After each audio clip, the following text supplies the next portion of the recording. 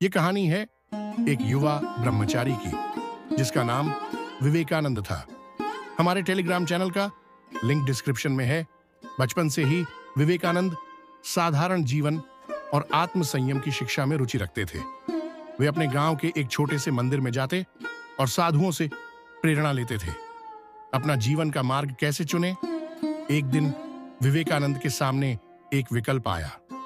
उनके परिवार ने उनसे शादी करने का आग्रह किया और एक आरामदायक जीवन जीने की सलाह दी।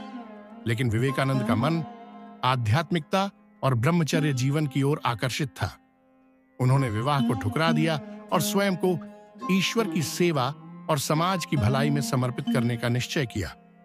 ब्रह्मचर्य में कठिनाइयों का सामना, ब्रह्मचारी जीवन सरल नहीं था। समाज के लोग उनका मजाक उड़ाते और कहते, तुम्हें तो साधु बनने का ढोंग करना आता है, यह जीवन नहीं है। विवेकानंद ने इसे अनसुना किया और अपनी साधना में जुटे रहे। उन्होंने कठिन तपस्या की और अपने जीवन में पूर्ण आत्म संयम रखा, ज्ञान और अनुभव। विवेकानंद ने अपने ब्रह्मचर्य जीवन में न केवल शारीरिक संयम बल्कि मानसिक और आध्यात्मिक शक्ति भी हासिल की। उन्होंने भारत के विभिन्न हिस्सों में घूमकर लोगों को शिक्षा दी, समाज में फैली बुराइयों को मिटाने का प्रयास किया और सभी को आत्मज्ञान का मार्ग दिखाया। उनकी तपस्या और ज्ञान से लोग प्रभावित हुए और उनके अनुयायी बनने लगे। समाज, सेवा और प्रेरणा। विवेकानंद ने अपने ब्रह्मचारी जीवन का उपयोग समाज सेवा में किया। उन्होंने गरीबों के लिए स्कूल और आश्रम खोले। उन्होंने अपने जीवन में कभी भी व्यक्तिगत सुख सुविधा की इच्छा नहीं की, बल्कि अपना जीवन दूसरों की सेवा और ईश्वर की भक्ति में समर्पित कर दिया।